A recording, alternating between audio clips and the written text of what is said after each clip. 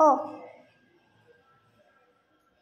ऐशे शिवयोगी बोलून तेथेची पावला अंतर्ज्ञान भद्रायू सुमती गुरुचरण सर्वदाही न विसंबती।